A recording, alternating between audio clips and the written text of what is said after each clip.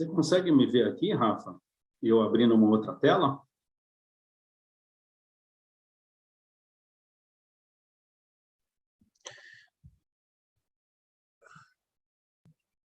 Estou te vendo, mas eu não vejo outra tela. Não, tudo bem. Eu não estou abrindo a outra tela, não. Tá. Who is gonna have a presentation here? Only Reon van der Merwe, or is there any other person that will have a presentation, a PowerPoint? Estou te vendo. I don't have, Ricardo. Okay. Senhores, agora estamos oficialmente no YouTube, tá? No canal do YouTube. Vou passar o endereço.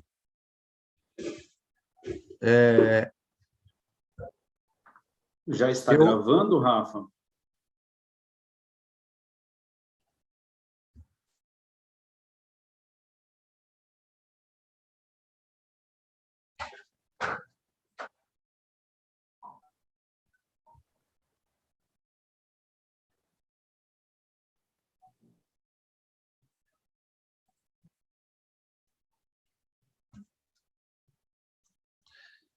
Do PowerPoint. Você está tentando colocar o PowerPoint na tela, é isso? Não, o senhor Reon van der Merwe que vai ter o PowerPoint. Só ele, durante a apresentação dele. E vai ser a terceira apresentação. Tá, eu habilitei aqui a apresentação de tela para todos os participantes. Se alguém desejar em algum momento colocar, será possível. Se tiver dificuldade, pode procurar a gente aqui. A gente dá um auxílio, tá? Eu vou passar para os senhores o endereço da nossa live do YouTube. Vou colocar primeiro no grupo.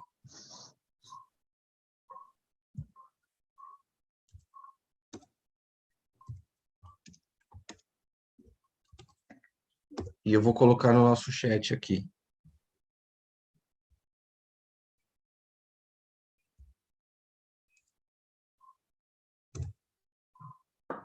Ok? Se os senhores já conseguirem ver.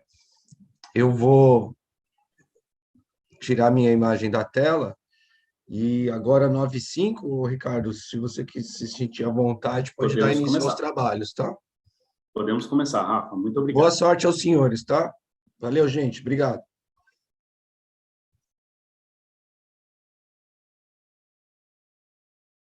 Good morning, everyone. Good afternoon, good evening for those who are not in Brazil.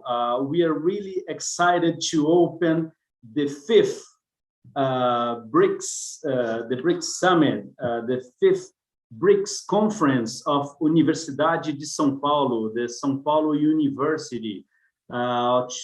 Today, we're going to discuss in the first panel about the South-South relations.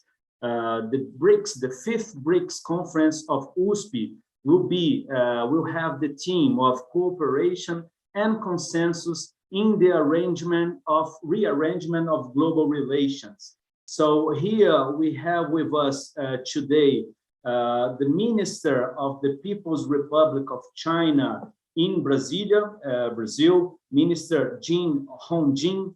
We do also have the Secretary of Brazilian Ministry of Foreign Affairs, Mr. Maurício Heleno, also Mr. Reon van der Merwe from the BRICS Youth Studies in South Africa. And we do also have Professor Dr. Evandro Carvalho, which is responsible, which works at the Fundação Getúlio Vargas Foundation, the Faculty of Law, and which is a senior Brazilian specialist. Now, I think that everybody can breathe knowledge. This is what I'm feeling. I'm really, really excited to have you all here. We're gonna begin the presentation, the 20 minutes presentation each, beginning with Honorable Minister Hongjun from People's Republic of China. Please allow me to explain, to tell about his mini bio. He is the Minister of the Embassy of China in Brazil since December of 2020. Formerly, Minister Hongjun served as ambassador to the Republic of Guinea-Bissau from 2017 to 2020. Before that, he served in various posts in Chinese embassy in Cape Verde, Portugal, and office of the Commissioner of the Ministry of Foreign Affairs of China in Macau, Special Administrative Region. Minister Hongjun, the floor is all yours, and on behalf of the Brics Research of USP, I'm really honored to have you here. You're going to have 20 minutes for this excellent presentation of South-South relations. Welcome and join us. Thank you. Mr. José Ricardo dos Santos Luiz Júnior, Secretary Maurício Heleno, Mr. Reon van der Merwe, Professor Evandro Carvalho. Good mornings and good afternoon to Mr. Merwe. It is a great pleasure to attend the 5th BRICS conference organized by the Center for BRICS Studies of the University of São Paulo. As an authoritative BRICS research institute in Brazil, the center has been committed to promoting mutual learning and cooperation among BRICS countries, and has become a helpful platform for all to exchange ideas and build consensus. On behalf of His Excellency Ambassador Yang Wanmin, I would like to pay tribute to your efforts. The theme of today's conference is cooperation and consensus in the rearrangement of global relations. It accords with the development trend of the era and is of significant contemporary relevance. Today's world is going through major changes unseen in a century. The international landscape of politics, economy, technology, and security are undergoing profound adjustments, which have been accelerated by COVID-19. We've witnessed global challenges such as uneven economic recovery, widening North-South development gap, and resurfacing unilateralism and Cold War mentality, as well as untraditional security threats in such areas as public health, environment, and climate change. All of us are asking where the world is going and what should we do as mankind. All parties have gradually realized that under such major changes, upholding peace and development is a coordinated manner. In a coordinated manner is still the most urgent task, and cooperation and consensus are more important than ever. I want to share 3 opinions of mine. First, the trend of peaceful development and win-win cooperation remains unchanged. A lesson from the pandemic is that mankind are closely connected, and we all live in the same global village with a shared future. Only by cooperating in solidarity could we win this defensive battle for people's lives and health, and promote early recovery and restart of the world economy. Seeking one's own interest at the expense of others and creating division and confrontation will only undermine the international community's efforts to unite and cooperate, and exacerbate inequality in global development. COVID-19 will not be our last crisis. Only by building a community of shared future for mankind and a global village where all countries live in harmony could we better respond to future global challenges. Second, the momentum of emerging countries' collective rise remains unchanged. Since the 21st century, developing countries and emerging markets represented by BRICS have been moving closer to the center stage of world order. We have become important factors in global landscape transformation and major drivers of the development towards a more balanced multipolarity. COVID-19 and protectionism have slowed emerging economies' development momentum to some extent. However, in the long run, from 1980 to 2020, the share of emerging market countries and developing countries in world economy has increased from 24.3% to 40.6%, contributing 80% of world economic growth. Meanwhile, that of G7 has fallen from 62% to 45%. In the next decade, the share of emerging market countries is expected to total half of the world economy and exceed that of developed countries for the first time in history. As long as we remain united and work together, we are fully capable of boosting the world economy again and becoming an anchor amid turbulences. Third, the call for defending true multilateralism remains unchanged.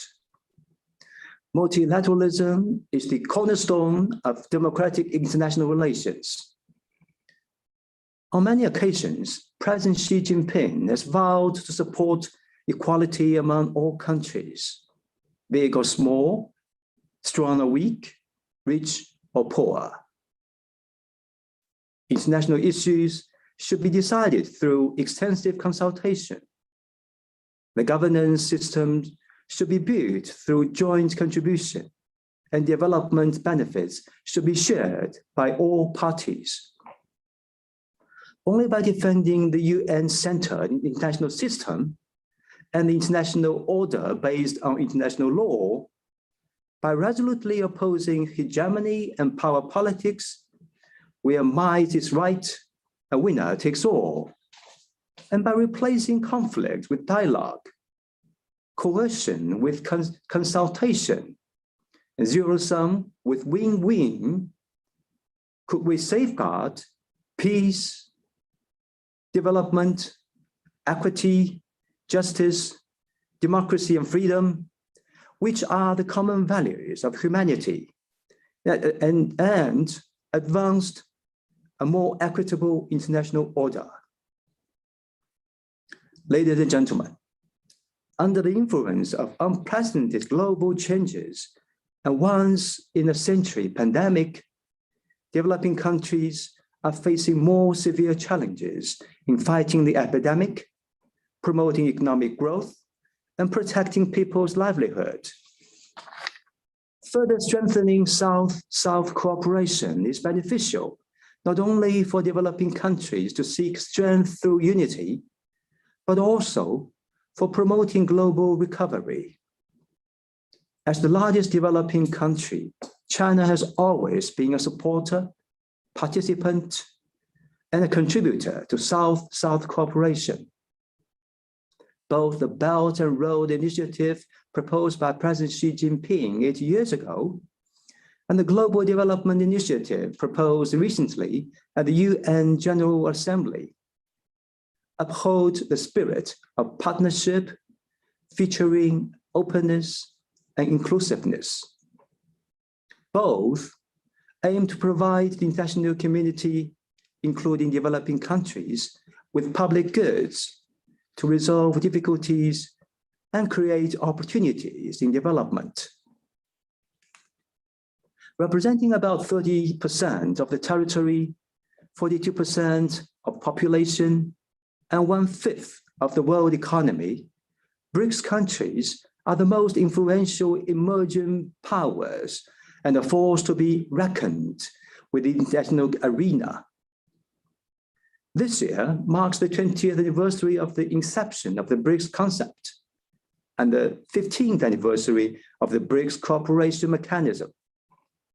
For long, member countries have been committed to openness, inclusiveness, and win-win cooperation. We have stepped up cooperation in such areas as economy, trade, finance, political security, and people-to-people exchanges.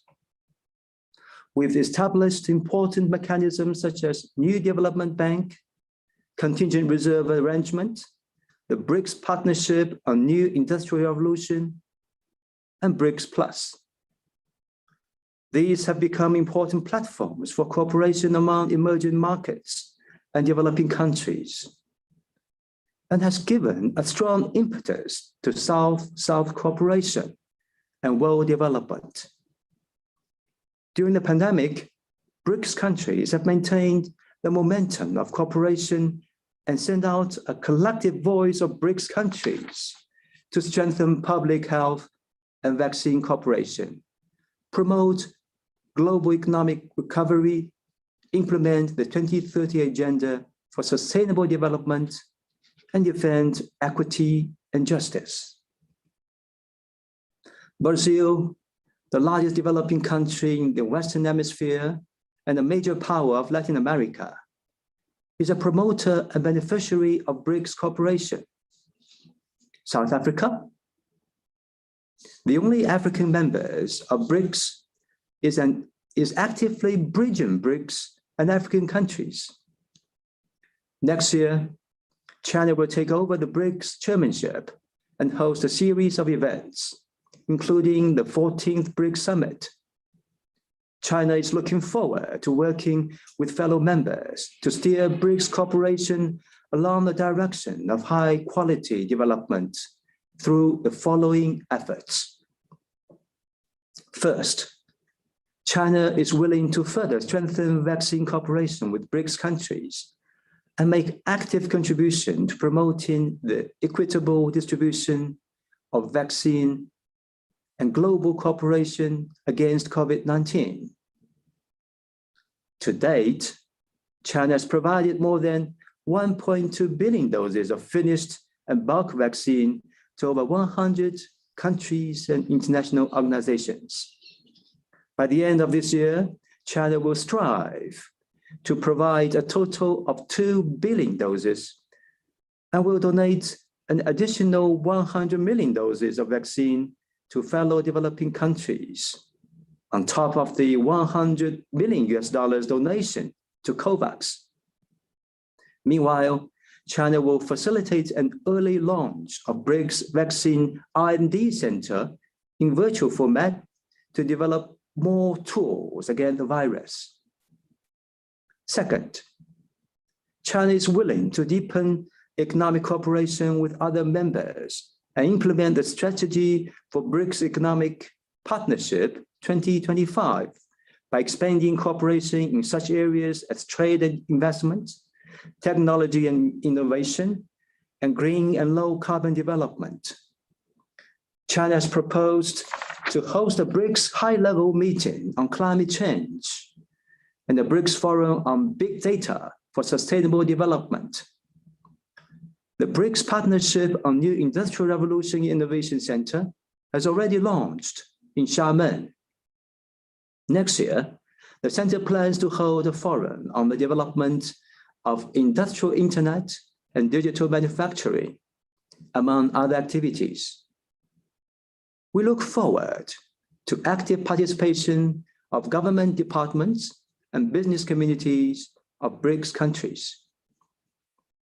Third, China is willing to defend true multilateralism with BRICS countries, coordinate positions on major international and regional issues, defend fairness and justice, and make the world economy more open, inclusive, balanced, and beneficial to all.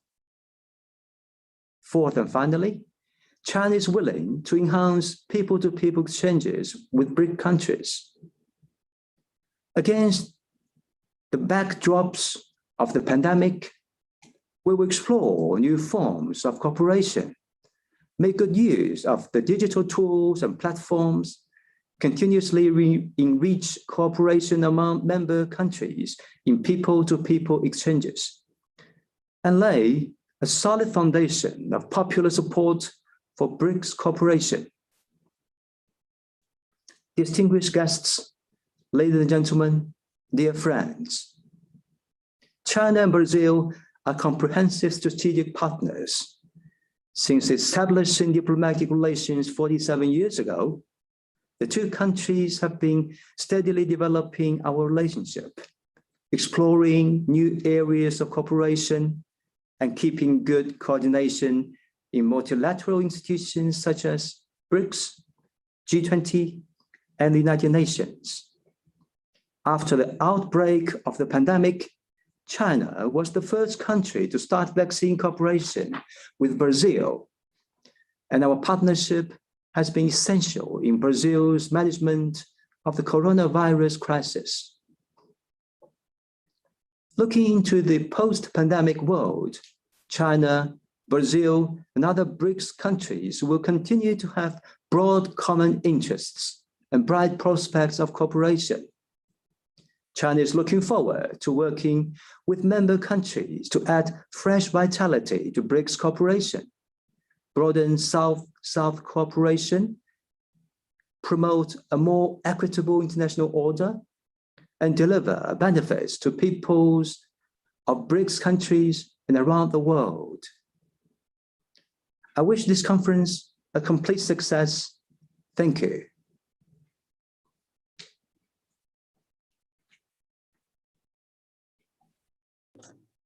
Dear Minister Hongjun, thank you very much for your presentation. Definitely, I also do agree that we need to continue our efforts to build a win-win cooperation and having a peaceful cooperation with the BRICS countries as we live in a global village fighting for a common shared future. We are very honored to have the Embassy of People's Republic of China today here in our event. So on behalf of Professor Paulo Borba Casella, the coordinator of the Center for BRICS Studies, I really thank you for your presentation here. It was really insightful. Thank you very much. Thank you so much. So we shall continue our presentations here. For those who just joined us, we are on the first panel of the 5th BRICS conference of USP with the theme of cooperation and consensus in the rearrangement of global relations. And this panel is about the South-South relations team. So we have now joining us the Brazilian Minister of Foreign Affairs, Secretary Maurício Heleno. He has also a Master at Public Policies and Society, as well as he's a law graduate. Secretary Maurício Heleno, we are very honored to have you also here, and we are excited to hear your 20 minutes presentation. Thank you very much for joining us. Thank you, Mr. José Ricardo Luiz Júnior, distinguished panelists, distinguished audience, good morning from Brasilia. In the first place, I would like to congratulate BRICS for organizing this important event with academics, thinkers, and authorities from the 5 BRICS countries. I wish you all a good conference. My presentation will be based on 4 points. I'll give you a brief context, then I will talk about the principles of South-South cooperation, then I will talk about BRICS cooperation and the pro tempore presidency of India in 2021, and then I will present a brief conclusion. The first point is about the current context. I would like to start my intervention by briefly analyzing the international situation, especially from the point of view of the Brazilian interests. The world faces one of the most challenging junctures of the last few centuries. Issues such as a global pandemic, economic crisis, political polarization, and rising international rivalries are putting heavy pressure on countries and international organizations. The COVID-19 pandemic highlighted the existence of global problems that demand international consultation and national capabilities. The world needs today organized nation states cooperating towards common goals and credible international organizations capable of coordinating joint efforts. The post-COVID-19 world will be highly uncertain. It could lead us to new and reformed international arrangements that bring prosperity, or to a renewed period of conflict and military tensions. The future depends on civil societies and political leaderships to follow a peaceful and prosperous path. Today, the main multilateral pillars are in disarray. Peace and security, represented by the United Nations Security Council, nuclear disarmament, environment, poverty, hunger, human rights, health, and global inequalities tend to deteriorate in the years to come if nations and international organizations do not find a minimal level of consensus in these fields. In my opinion, the main Brazil's concerns today are these, which follows. The country's priority is promoting sustainable development, eradicating poverty and hunger, and deepening the international presence of the country. For these goals to be achieved, we need a peaceful and stable international environment in which the country can participate in the main multilateral organizations and preserve its decision-making autonomy. Brazil is also aware that these objectives cannot be reached alone. Free partnerships with emerging and developed countries are vital to fulfill common goals. Therefore, a polarized world order is not of our interests. What I mean here is that Brazil needs a peaceful and stable world order. We do not want a new Cold War in which Brazil is forced to take sides. That is the worst case scenario for us. We want and we need to navigate freely towards every country in the world, establishing free partnerships and exchanging knowledge, exchanging interests in favor of common goals. Returning to the old normal is not a possibility. The world needs a new international framework that enables sustainable development and political participation to all emerging countries.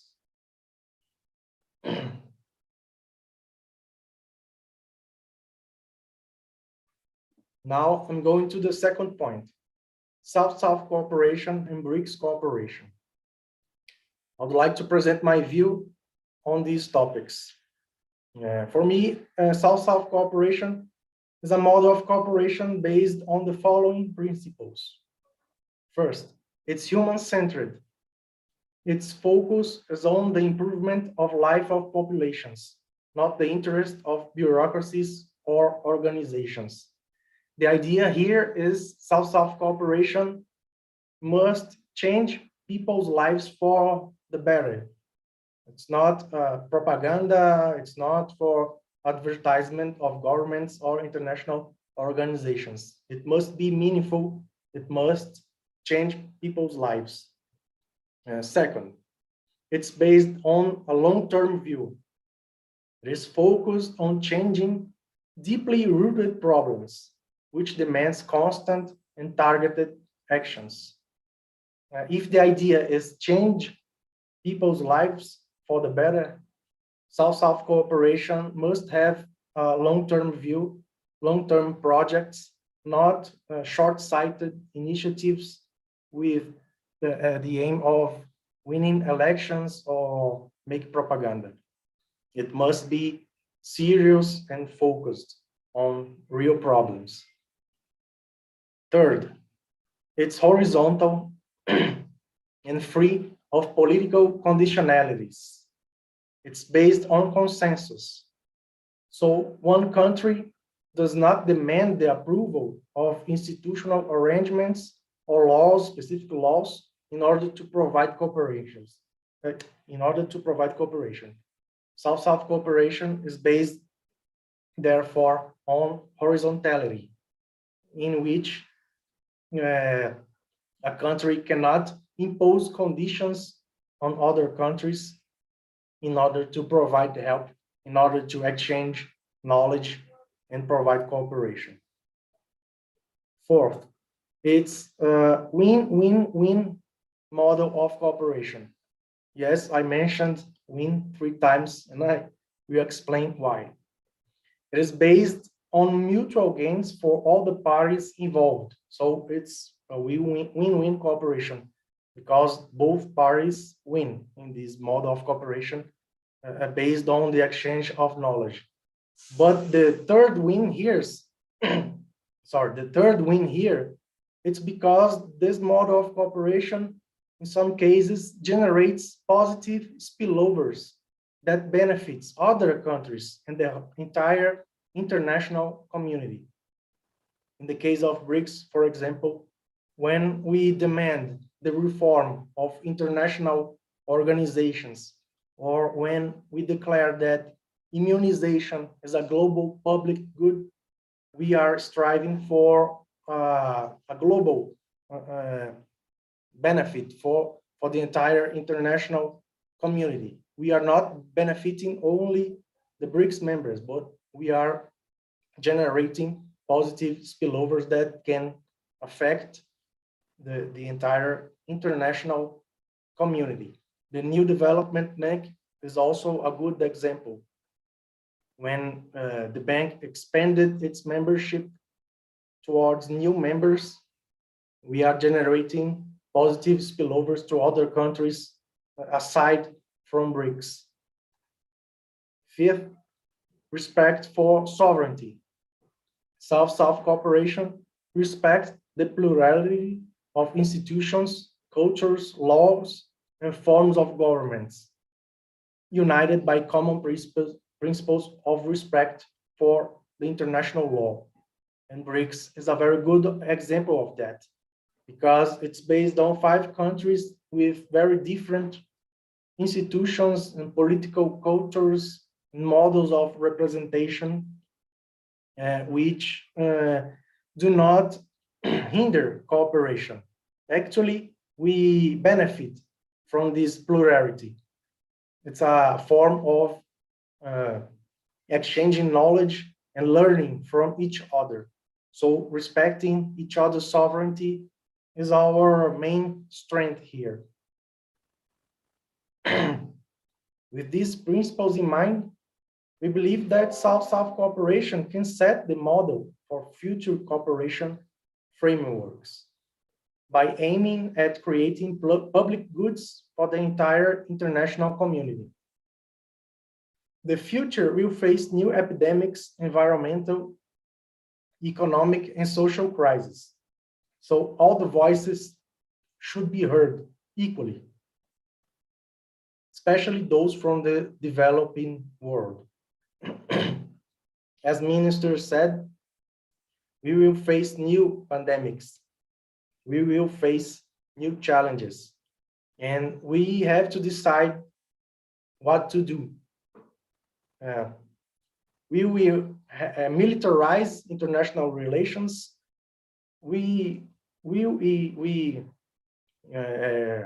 focus on tensions and divergences, or we will build new institutions, new arrangements that provide cooperation, peace, and stability for the international community. It's our choice, and we have to take it today. Next point, I will talk about BRICS and the deliverables of the current presidency. Why BRICS in the first place? For Brazil, inter-BRICS cooperation brings meaningful results for its population in a vast array of areas, such as economy, finance, security, science, technology, and others. Moreover, It is a group of emerging countries that aims at reforming international institutions so that they become more representative, inclusive, and legitimate. BRICS is an opportunity for Brazil to display its universalist vocation, dialogue with important countries directly, and enhance its participation in relevant international spaces as a credible, peaceful, and responsible stakeholder. In the case of BRICS, it is a grouping based on three pillars: political and security, economic and financial, and cultural or people-to-people exchanges. The priorities of the pro-tempore presidency, which Brazil fully supported, are reform of the multilateral system, counter-terrorism cooperation, digital and technological solutions for sustainable development goals achievement, and enhance interpersonal exchanges. Now I will talk briefly about some of the main deliverables for this year, which brought us very good results. First and foremost, the BRICS joint statement on strengthening and reforming the multilateral system. It was a joint declaration, a leader's declaration, in which the 5 countries declared the interest in reforming the main international institutions, main international multilateral organizations such as United Nations, the United Nations Security Council, the IMF, the World Health Organization, and others. I invite you all to read this declaration because it demonstrates the level of consensus at BRICS. Unfortunately, we couldn't reach an agreement on including Brazil, India, and South Africa in an expanded Security Council, but it was a very meaningful document for Brazil. Counterterrorism Action Plan. It's a document which provides specific measures to implement the BRICS counterterrorism strategy, with provisions in the field of prevention of terrorism, capacity building, which is a priority for Brazil, and joint actions against terrorism and radicalization. Next, an agreement on the cooperation on BRICS remote sensing satellite constellation. It was an agreement that was being negotiated for many years, and this year we could reach an agreement in this document, which marks cooperation in the field of sharing data and satellite image. It has usages in various areas such as environment and prevention of deforestation. Agriculture Action Plan. It establishes common principles and measures for combating hunger, improving productivity, and fulfilling the SDGs in the 5 countries. Agricultural Research Cooperation Platform. It's a platform of scientific knowledge in agriculture shared among the 5 countries with the goal to improve cooperation in research, technology, and innovation in the field of agriculture. Digital Goods Platform. It's in discussion, but it establishes the creation of a repository for all open source technology applications developed by BRICS members towards achieving SDGs for the benefit of BRICS and other developing countries. That's an example of what I mentioned as a win-win-win cooperation, because if approved, it will be open to every country. Open source technology aiming at fulfilling the sustainable development goals. I hope it's approved briefly. Then the expansion of the new development bank. with the inclusion of Bangladesh, United Arab Emirates, and Uruguay. It reinforces the bank's role in favor of sustainable development in the member countries and in favor of the new members. I would like to remind you that the principles of the New Development Bank are sustainable development, the improvement of infrastructure in the 5 members, now 8 members, and no imposition of conditionalities. The approval of projects is negotiated with each country without imposing conditions of regarding the approval of laws or specific institutions in order to receive the lending of money. For example, in 2020, Brazil received $1 billion from the NDB in support of our emergency program in favor of the population in the context of COVID-19. It was a very important help from the New Development Bank to the country, to the 5 countries in coping the effects of the COVID-19 pandemic.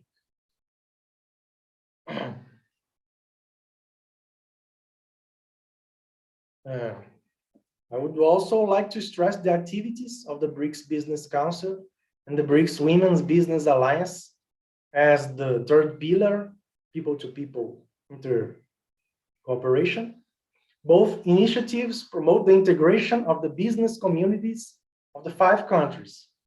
And the second one, the Women's Business Alliance, provides a specific approach in favor of women-led companies. Actions such as capacity building and financial education, digital education are promoted by the Alliance in favor of women entrepreneurs. And finally, to conclude, I'd like to stress that South-South cooperation represents an important principle of the Brazilian diplomatic activity, since we are still a country that faces long-standing economic and social challenges, but which has accumulated expertise and good examples to share. As a regional power, Brazil can play a larger role in international affairs. It does so already by promoting its values and positive actions. We are a country capable of establishing dialogue in all international spheres, with a view to cooperate and present consensual solutions to common issues. That is the pillar of our participation, not only in BRICS, but also in the IBSA mechanism, another good example of cooperation format based on South-South cooperation values. And I would like to open a brief parenthesis if I have time. Ricardo, do I have time? Yes, thank you. We can't talk about South-South cooperation without mentioning IBSA, India, Brazil, and South Africa mechanism. I know it's an event about BRICS, but I think IBSA and BRICS are like brothers. They are very important initiatives for Brazil.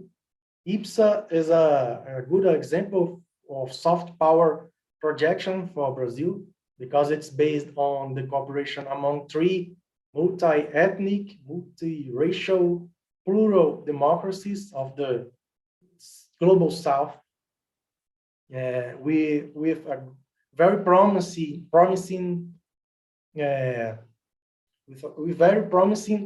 results for our country.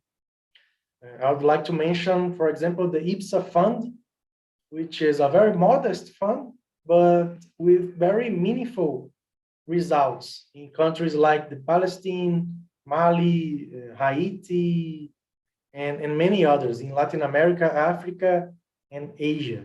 I'd like to invite you all to study and research IBSA as well, not only BRICS, and their complementarities, their differences, and they're good examples for the entire international community. And to finalize, I invite you all to seek more details about the Brics deliverables in 2021. I gave you just a brief presentation with a very brief summary of the results. There is much more. Our societies and academic communities should know and spread the positive outcomes of our cooperation.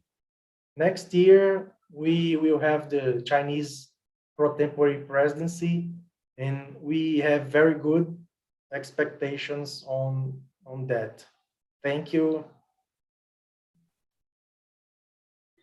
Thank you very much. Thank you very much for your presentation, your excellent view on the Brics relations, and also your thoughts about the importance, as you said, that the world needs a new international framework and fight for sustainable development and for human-centered policies. It's on behalf of Professor Paulo Borba Casella, the coordinator of the Center for Brics Study, and I would like to again stress our gratitude for the presence of the Brazilian Minister of Foreign Affairs on your behalf, Secretary Maurício Heleno. And we today, during the South-South Relations panel in this 5th Brics conference of USP, with the theme of cooperation and consensus in the rearrangement of global relations, we had the insights from China, from Chinese authority, from the Embassy of People's Republic of China in Brasilia, Brazil. We also had the insights from the Secretary, from the Brazilian Minister of Foreign Affairs, Mr. Maurício Heleno. And now we would like to hear the thoughts from South Africa. So we are live on YouTube. We are very honored and delighted to have Mr. Reon van der Merwe. Hope that I pronounced your name correctly. We are honored to have you here in our Brics, the Center for Brics Studies platform. I would like to read quickly the mini bio from Mr. Reon van der Merwe. He is a graduate and youth activist from South Africa with a research interest in regionalism, South-South cooperation, and youth diplomacy. He serves as Director for Stakeholder Relations at the South African Brics Youth Association, the SABYA, a South African NPO dedicated to the promotion of a youth-focused agenda within the Brics bloc. Reon holds a degree in politics, philosophy, and economy, as well as in development studies, both from the University of Cape Town. He is currently completing his master's research in international relations at the same institution. Reon also serves on the National Board of UN Association of South Africa under the portfolio of youth development. So we are here live on YouTube. Thank you for Instituto Ibra China for this transmission. And Reon, the floor is all yours. Thank you very much for your time. Good afternoon in South Africa. Thank you, Ricardo. Before I start my presentation, I would just also like to thank Minister Jin and also Secretary Heleno for their thorough presentations of both setting the agenda for 2022's Brics in China and also a thorough review of all the projects that have happened in 2021. As Ricardo mentioned, I'm representing the South African Brics Youth Association here today. So more in the capacity of a youth activist than an academic. I think Professor Carvalho is going to cover us on that front. So I hope that my presentation is enlightening in that regard. So I'm just quickly going to share my screen. Is that visible, Ricardo? All right, great. Yeah, it is. You can just write it. Yeah, so, perfectly. Thank you so much.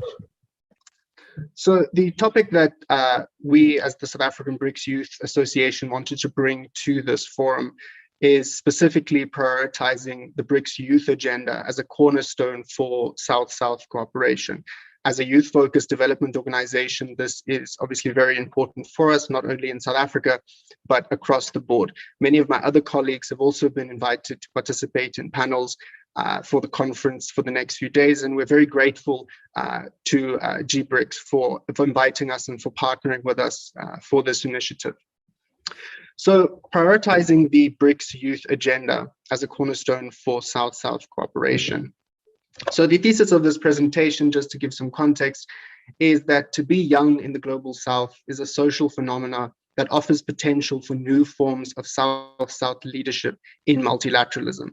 And in my presentation, I hope to break this down a bit more thoroughly. The first half of my presentation will focus on contextualizing youth as a sociological phenomenon within the global South. And then the second half will focus on practical ways that young people have engaged in international relations and multilateralism in the last few years, and what we can learn from those activities.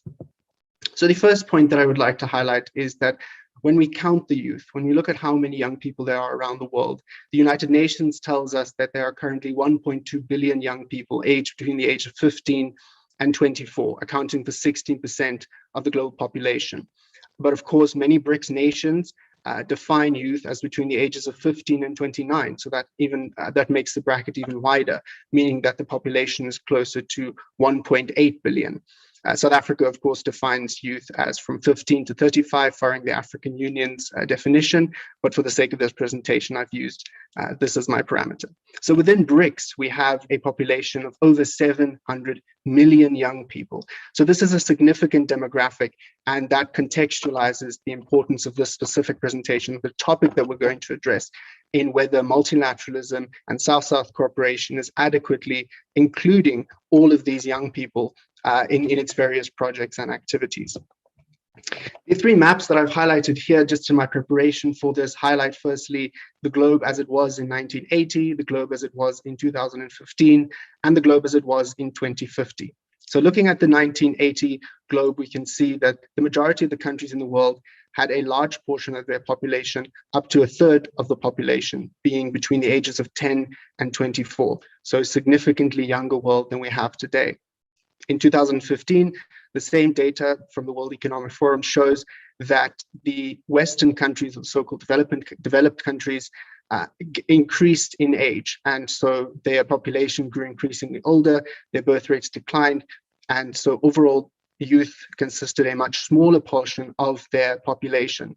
The estimate is that by 2050, the majority of countries which will have a large portion of their population being youth will be primarily within the global South. As you can see in the top right-hand corner, by 2050, it's estimated that Africa will still be one of the most youthful continents in the world.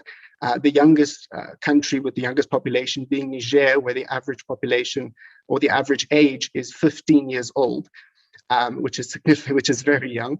And of course, India and also large portions of South America and Asia will remain youthful. So youth will continue to be a very important demographic, even though it will continue to be a shrinking demographic. As we can see, as countries develop, we know that birth rates decline, and so the population grows older. But the global South will continue to be young for the next few decades. Briefly highlighting just a phenomenon looking in the last few centuries, going back as far as the 1800s, the 1700s, we can see that the life expectancy remained around 30 to 40 years of age for the majority of the population. But then, of course, during the time of industrialization, we see a significant uptake in the life expectancy of the average individual, first in places like Europe and the Americas, and then later in places like Eastern Europe, Asia, and then, of course, Africa. So the phenomenon that this has created, and for the first time in human history, is that our societies are much more intergenerational than they have ever been before. So governments and political leaders need to think very critically about how they distribute resources, who's represented, whose interests are represented in policies when trying to balance the needs of older populations versus youth, which, as we saw in the previous slide, in the global South still remains a significant portion of the population. Another phenomena that I'd like to highlight in terms of youth when we think about youth in the global South is, of course, the differences in values and priorities of different generations. So I'm not going to go through all of this data here. It's provided by McKinsey and Company with research that they did with regards to the values of different generations. But the most important ones I would like to highlight is Generation Y and Generation Z on the most right-hand side. So Generation Y is obviously all of those who were born between 1980 and 1994, whereas Generation Z is everyone from 1995 to 2010. So Generation Z would be those who are currently in their late 20s, all the way up to their early adolescence, about 14, 15 years old. So that's exactly the time that we've defined youth as in this presentation. So the unique thing and the unique difference between Generation Y and Z is that even though Generation Y grew up in a time of increased globalization, we had the end of the Cold War, we had the fall of the Berlin Wall, we had the rise of emerging economies that changed the makeup of the international industry and production. Generation Z is much more inclined to consume ideas. They consume cultures through social media, through the internet. They have a much more global character and nature, rather than just producing products that are made abroad in vast supply chains. They now also consume ideas that are produced in various countries, ideologies, political philosophies. And so they're a much more nuanced generation in that regard. In the same way, you'll see at I think it's the second row here at behavior, the last characteristic that was mentioned here is realistic. And it's very interesting that the Generation Z, as opposed to generations before it, is much more in tune with the realities of the world. They have much more access to news. They understand social issues much more thoroughly. They have access to multiple views that they can choose from. And so the question that this data actually raises is, does Brics in its totality and its approach to youth actually understand Generation Z within its own various countries, how Generation Z looks in South Africa, looks in China, looks in Brazil, looks in India, looks in Russia? And how do they understand how these young people are engaging with political spaces, with the international community, and all those arenas? So an important observation that the sociologist Mosca Phillips makes is that the young generation in particular faces a heritage that is essentially transnational, as is Brics. Whether it regards technological progress or environmental degradation. Young people come into contact anew, not only with their own region's history, but with the entangled histories of those origins scattered across the globe. To different degrees and through different means, they harness and hybridize a diversity of cultural inventories to navigate a world that simultaneously becomes more interconnected and less capable of silencing long-standing inequities. So again, there's that thing of growing connectedness and also a growing sense of social awareness and need within society. And so now that we've looked at what youth is, what the modern youth are, what the characteristics are, and what the sort of position is that they fill in the world, the next part of this presentation that I would like to highlight briefly is how youth have attempted to use Brics and to engage Brics in a way that can push a youth agenda that allows them to put their priorities on the table and to engage those in decision-making positions. It also does this within a three-part framework. So a comprehensive approach to enhancing South-South relations through Brics youth mobilization from the Sabia perspective would include education, engagement, and representation. So the presentation is briefly going to touch on all three of these because, of course, 20 minutes is never enough. So briefly touching on the issue of education. In preparing for this, I went back to the Sustainable Development Goals.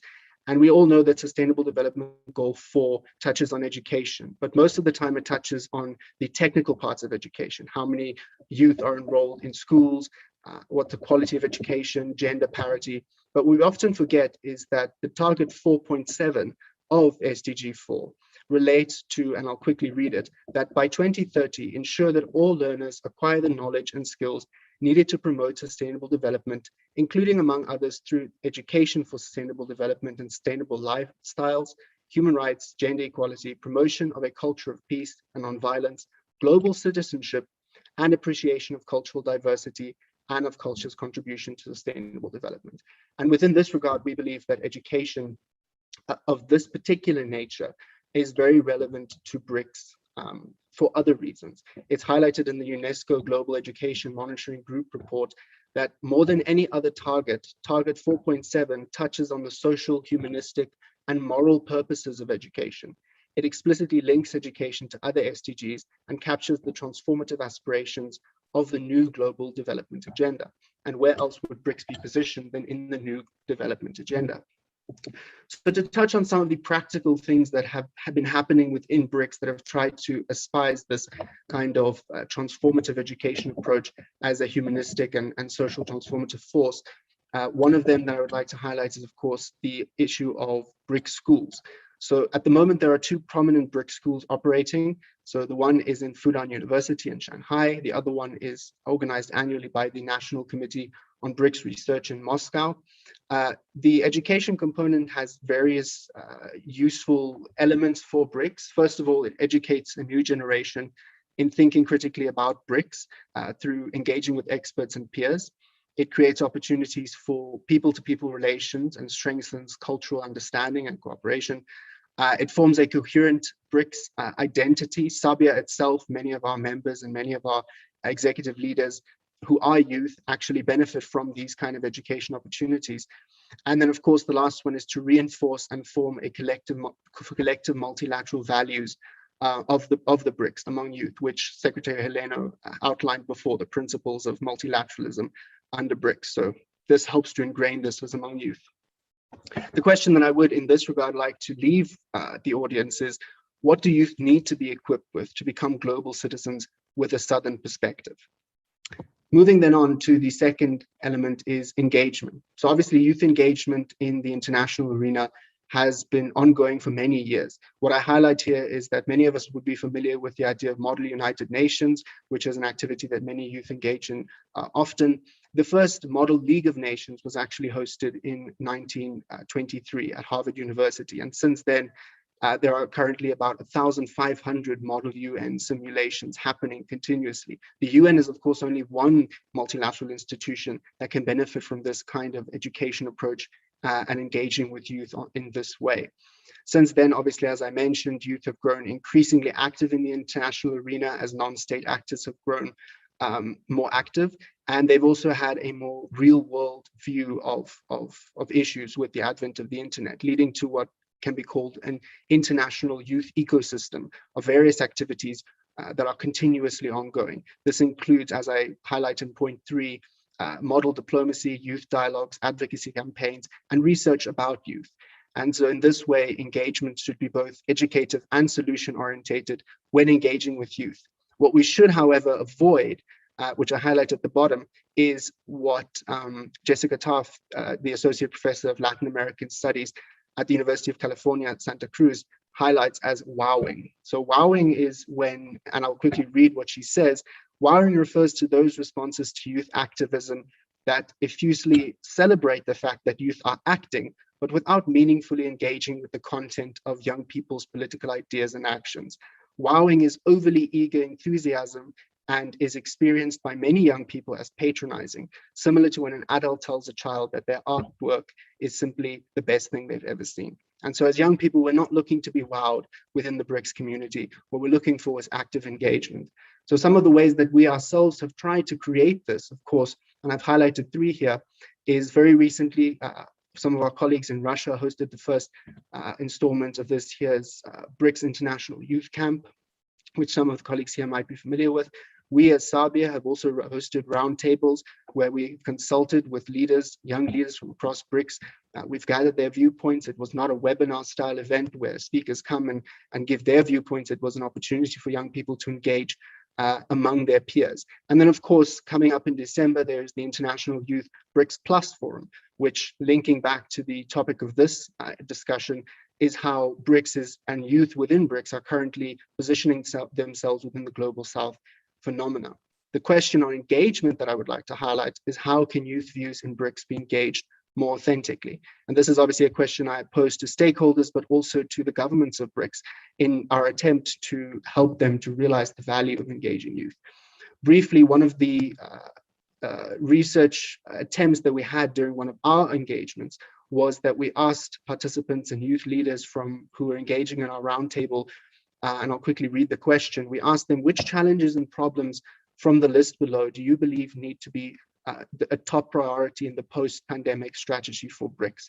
As you can see, unemployment was at the top of the list, education second, mental health third, and access to healthcare was fourth, and then a range of other ones. The point that we're trying to raise here, because often when we engage those in decision-making positions, they tell us that youth issues are everyone's issues. So how is the youth unemployment different from other people's unemployment? But for us, it's a matter of prioritization, to know what is more important to young people, so that when we create policy, we can really be addressing the issues that they face and not the issues that the decision makers think they face. Lastly, and briefly, the issue of representation. So I've highlighted a few very prominent young leaders that many of you may recognize here. Obviously, the first one is the UN Envoy on Youth. The second one is the AU Envoy on Youth. The third one is actually a lady who is currently 22 and has become the youngest parliamentarian in Africa. She's currently a member of the Namibian Parliament. The fourth lady is obviously Malala, who we know, and the last one is Greta, who we also know. So the reason for highlighting these people is that we know them and they're very impactful people, and they've become leaders in the youth community at large. And they're also a manifestation of youth's engagement with multilateralism, to show that regardless of whether you're 22 or whether you're 25 or 26, you can engage the international system and you can actually engage the multilateral system. What we would warn against, however, is the issue of tokenism and superstardom. The idea that people then invite these individuals to their platforms and think that they have now represented youth. They have now brought youth to the table, when in reality, as we saw in the beginning, youth consists of 1.8 billion people around the world, and it is impossible for 5 people to represent that number of a constituency. So the question that we then have is, what formalized platforms exist in BRICS for youth representation? The BRICS Youth Summit, perhaps, but of course we know that is not consistent in the way that it's organized. It's not fully attended all the time. It doesn't receive the kind of support that it should. So these are the kind of questions that we as Sabia attempt to address. This is merely a brief representation of these 3 key engagements with youth that we've highlighted, and where different organizations are positioned within this universe, this international youth ecosystem. And we'd like to put this to decision makers within BRICS to ask them that they need to engage more authentically with this universe of youth activity if they hope to create a more sustainable approach to South-South cooperation. So a new multilateralism for a new generation, we envision as global citizenship with a global South perspective. We envision intergenerational co-leadership as the basis for youth engagement. We envision formalized and legitimized and accessible platforms for all youth to engage decision makers. And finally, a conceited attempt at exploring alternative forms of youth diplomacy and representation within the BRICS bloc. So I thank you for your time, and I look forward to the next presentation. Thank you very much, Mr. Reon van der Merwe. I'm really happy to have you here. One of the thoughts that you highlighted, and I really agree, are the pillars about how to engage more authentically the youth, the representation, and also education. So it was really important to have your presentation about prioritizing the BRICS youth agenda as a cornerstone of South-South cooperation. Thank you very much on behalf of Paulo Borba Gazella, the coordinator of the Center for BRICS Studies. So we will continue with our presentation in the 5th BRICS Conference of USP. We are discussing the cooperation and consensus in the rearrangement of global relations. And the panel that we are hosting today is the South-South Relations panel. Please don't miss the other unique and amazing panels that we're going to have during this week, including the energy and industrial revolution, the public opinion in BRICS, the women leadership in BRICS, the global health in BRICS, consulate representatives from China, South Africa, Russia, Brazil, and India will join us later on. We do also have a panel about minorities in BRICS countries, researching BRICS with the approaches, subjects, and institutions, the New Development Bank, intellectual property and juridics, is the special speech of Honorable the Ambassador of India in Brazil, and a discussion about environment and sustainability. So now I'm gonna give the floor to Professor and Dr. Evandro Carvalho, and a really good friend of mine. Really thank you for joining us today. I'm really flattered to have you here. Professor Dr. Evandro Carvalho is a professor of international law and head of the Center for Brazil-China Studies at Getúlio Vargas Foundation School of Law in Rio de Janeiro, the Direito Rio, direitorio.fgv.br, and associate professor of international law and member of the Center for Brics Countries Studies at Fluminense Federal University School of Law in Brazil. He is also a PhD in international law at University of São Paulo. He is founding member of the Brazilian Network of Chinese Studies, the RB China. He is also a member of the permanent body of the FGV Chamber of Mediation and Arbitration, as well as legal consultant at Veirano Law Firm's China desk. Professor Dr. Evandro de Carvalho was a senior scholar at Shanghai University of Finance and Economics with the support of the Organization of American States and Chinese Scholarship Council program. And he was also a senior foreign expert at Center for Brics Studies at Fudan University from 2014 until 2015. He was visiting professor at Shanghai University under the recruitment program of high-end foreign experts and visiting professor at the School of Government of the Beijing Normal University. In February 2015, he was one of the 60 foreign experts, including 2 economists awarded the Nobel Prize, which were invited to take part in the meeting of consultation of foreign experts with the Premier of China, Li Keqiang. In 2016, he took part in the program of Young Leaders from Latin America, a project launched by President Xi Jinping in 2015 during the forum China CELAC.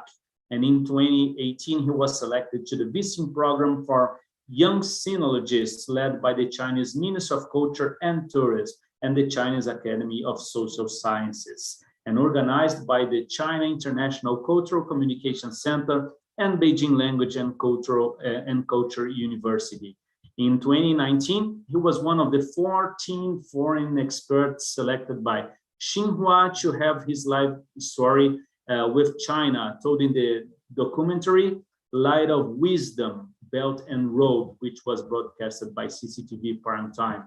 In 2020, he was one of the winners of the Light of Civilization 2020, the Chinese Cultural Exchange Annual Figures and Institutions Award, organized by Guoshan Think Tank, China Cultural Exchange Network, One Belt, One Road Cultural Communication and Economic Development Task Force, and One Belt, One Road Professional Committee of China Business Story Society.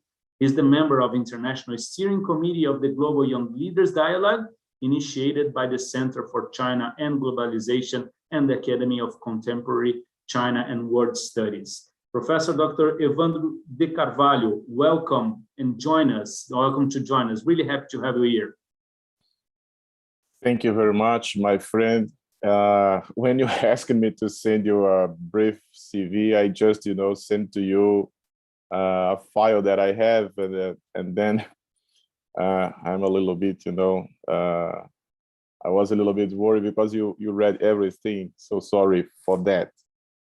It would not keep be the time of the if audience. I haven't read the whole presentation and the awards. Please, I didn't know that. So sorry. And good morning to all the audience, all the people that are watching us. Good morning, distinguished panelists. And I really enjoy and learn a lot from you. And it's an honor for me to participate in this 5th USP Brics conference, which has become a reference in Brazil in studies on Brics due to the tireless work of all who are part of the Center for Brics Studies at USP, especially my friend, José Ricardo Júnior, and Professor Paulo Boba Casella. My special thanks to you for this opportunity.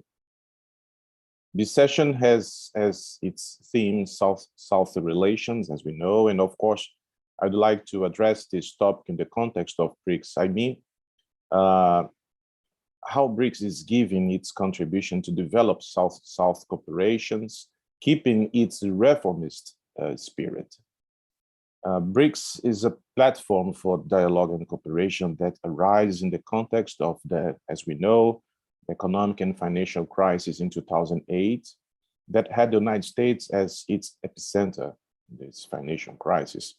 BRICS is also a response to the growing deficit of legitimacy and effectiveness of post-World War II international organizations in managing global challenges that affect, above all, emerging economies and developing countries. Without challenging the current international economic order, BRICS countries try to reform the international order.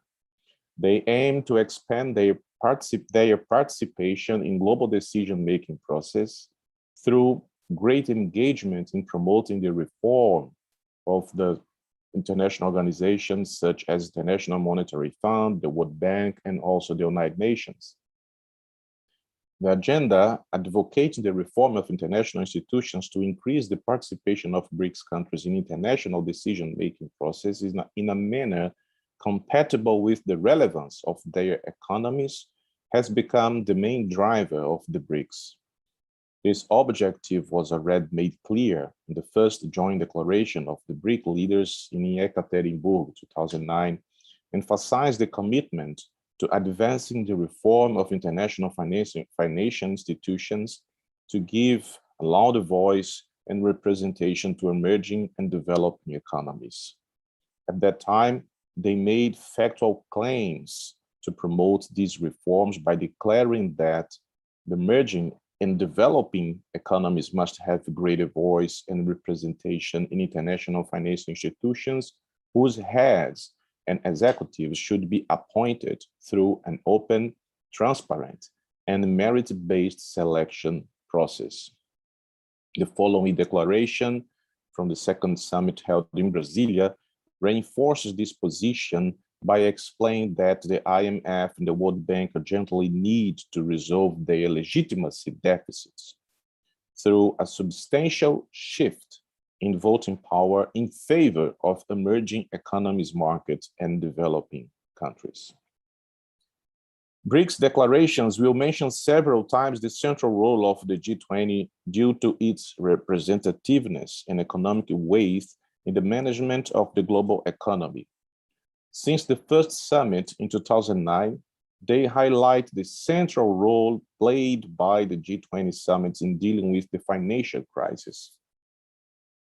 The reformist agenda also reaches the United Nations.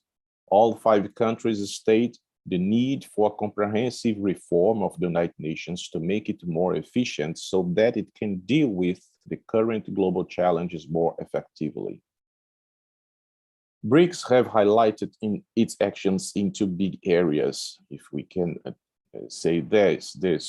The first is in the economic and financial governance, with priority to coordination within the G20 and the reform of the IMF and the World Bank, etc. Second is in the sphere of political governance with the reform of the United Nations. The initial skepticism with which some Western countries observed this group in its first years of existence was questioned when the BRICS created its first international organization. It is the New Development Bank. BRICS is not an international organization. It does not have a legal personality, nor is it endowed with a permanent institutional structure in charge of preparing the summits. The summits are the responsibility of the country holding the presidency of the group each year. Despite the lack of an institutional structure with a permanent secretariat, this informal platform allowed the 5 countries to identify common needs and consider the possibility of institutionalizing specific strategic initiatives. For example, at the 4th summit in New Delhi in 2012, BRICS did not hide their dissatisfaction with the slow pace of quota reforms and IMF governance, and that the World Bank is an institution that does not reflect its members' vision. At this summit, BRICS expressed for the first time the possibility of establishing a new developed bank aimed at mobilizing resources for infrastructure and sustainable development projects in BRICS countries and other emerging economies and developing countries. In 2014, at the 6th Summit of the BRICS, held in Brazil, the 5 countries signed the agreement establishing the new developed bank. On July 3rd, 2015, the agreement entered into force. The headquarters of NDB is in Shanghai, and the first regional office, Africa Regional Center, was established in Johannesburg, South Africa in 2017. In 2019, NDB opened the regional office of the Americas in São Paulo. As established in Article 2 of the NDB agreement, the purpose of the bank is to mobilize resources for projects in BRICS and other emerging market economies and developing countries. Therefore, the financing of infrastructure projects in developing countries is excluded, in developed countries is excluded. This rule is an essential aspect of the bank's characteristics. However, according to the agreement on the NDB Article 5, the membership shall be open to members of the United Nations at such time as under such terms and conditions as the bank shall determine by a special majority at the Board of Governors. NDB is therefore open for the admission of new members, whether developed or developing countries. However, the agreement sets forth some limitations on voting power. To developed countries, voting power cannot exceed 20%. In addition, the BRICS countries, founders of the NDB, maintain the prerogative of being together the bank's largest shareholders. These limitations to developed countries can be seen as a guarantee that the NDB will not detach itself from the guidelines that guided the political action of BRICS in promoting the economy of emerging markets and developing countries. The first decade of BRICS ends in an international context different from that one of the initial years. During its first years, BRICS countries maintained high growth rates and enjoyed greater political and social stability. Today, more than 10 years after its first summit, BRICS faces a diverse context at the domestic level and adverse scenarios at the international level. There are some risks due to the current trend of expansion of international protectionism and unilateralism. The unilateralist foreign policy of the United States under Donald Trump before was a rupture with the commitment of the United States to multilateralism and international organizations. Biden's government indeed contrasts with its predecessor, but US tensions with Russia and the trade and technology war against China remain and intensify, bringing even more uncertainty about the future of the international order. In this context, China's Foreign Minister Wang Yi announced in March 2017 the Chinese government's proposal to redefine the contours of the BRICS to include other major developing economies. This proposal was known as Brics Plus. It reaffirmed the commitment to strengthening cooperation with emerging markets and developing countries. The declaration of the 19th BRICS Summit in Xiamen mentioned the BRICS Plus proposal. Some favorable aspects can be pointed out. The BRICS Plus may have the effect of diluting the relatively high weight of the Chinese and Indian economy within the group. And the expansion of BRICS members is in tune, despite its focus on South-South cooperation with outreach dialogues. These outreach dialogues concern the participation of, is related to the participation of third states in the BRICS summits. The objective of the outreach dialogue is to publicize the BRICS and increase engagement and cooperation with other countries that are not members of the group, notably emerging and developing economies and relevant international and regional organizations. In 2013, during the fifth summit held in Durban, the leaders of the BRICS countries met with leaders of countries on the African continent. At the fourth summit in Fortaleza, the governments of the BRICS countries held a joint session with the leaders of the South American nations, members of UNASUR. The seventh summit on the BRICS in Ufa, Russia, was held together with the Shanghai Cooperation Organization, whose members, in addition to Russia and China, were Kazakhstan, Kyrgyzstan, Tajikistan, Uzbekistan, and at this meeting, the Shanghai Cooperation Organization established the membership procedures for India and Pakistan, which were accepted as members of the organization 2 years later.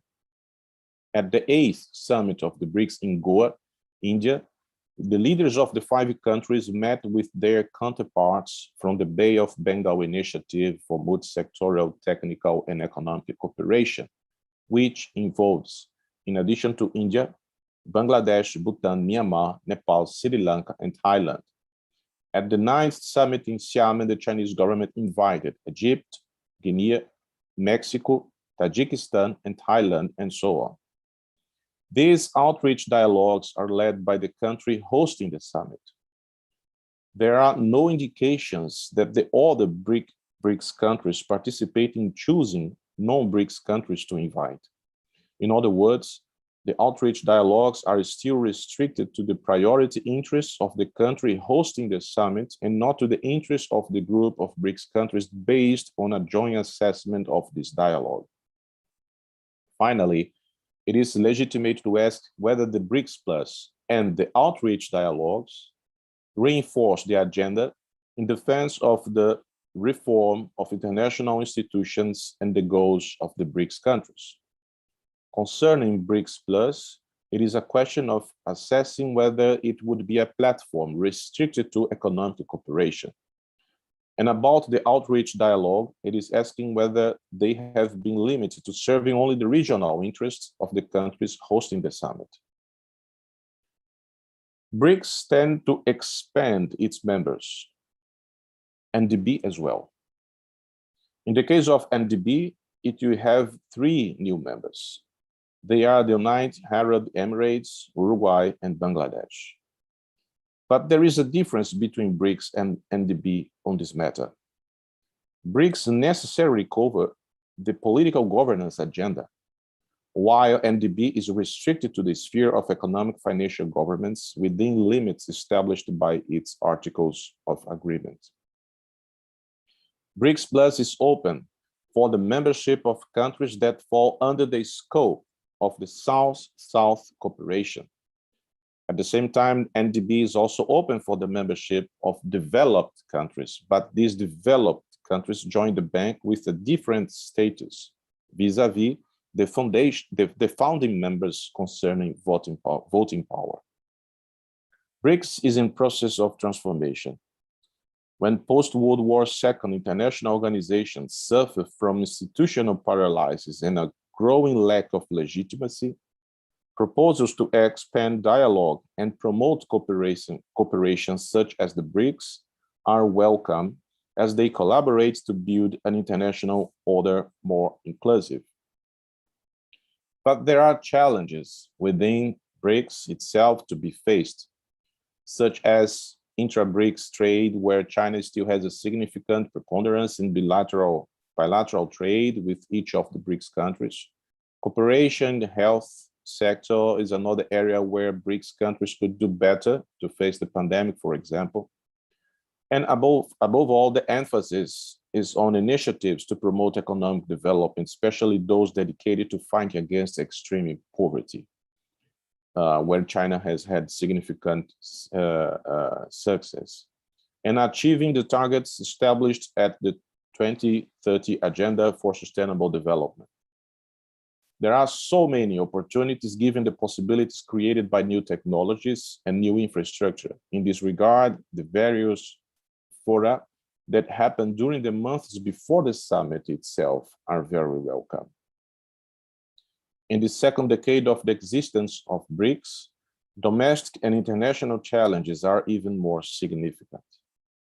Multilateralism and democratization of the international system must always be the main objective of BRICS. This is the reason why the BRICS was created. Initiatives like Brics Plus, outreach dialogues, and the several BRICS meetings that happen side by side the summit, like BRICS Youth Forum, BRICS Business Forum, BRICS Women Forum, BRICS Legal Forum, etc., contribute to this objective, and also the reformist agenda. And this is a fundamental condition for the development of South-South cooperation. So these are my thoughts that I would like to share with you all. And again, thank you very much, José Ricardo, for this kind invitation to participate in this very important conference. Thank you all. Thank you very much, Professor Dr. Evandro Carvalho, for your valuable insights and a unique presentation, highlighting the importance about the BRICS and emphasizing that the BRICS have challenges and also common needs. And we do need to address the specific strategic activities, especially for the sustainable development and technology, among other relevant topics. Thank you very much. We are live on YouTube in the first session that is about the South-South relations in the 5th BRICS conference of USP with the theme this year of cooperation and consensus in the arrangement of global relations. On behalf of Professor Dr. Paulo Borba Casella, the coordinator of the Center for BRICS Studies, I would like to thank all the special guests and panelists who joined us during this first panel. And don't miss the audience, please don't miss the other several interesting topics that we're gonna discuss during this conference. The next one would be headed by the moderator, Dr. José Nantala, who is also a colleague, a friend, and a researcher of the Center for BRICS Studies, the GBRICS.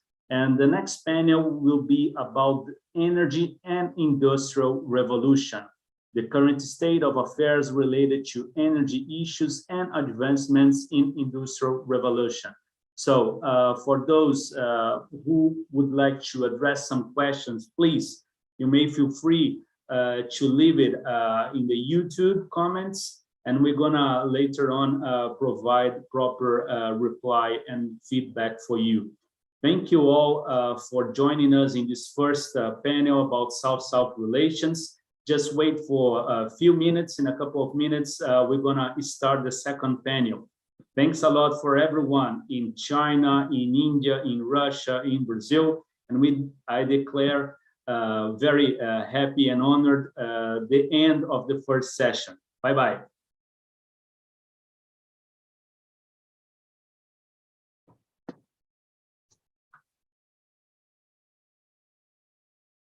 Secretário, muitíssimo obrigado, viu?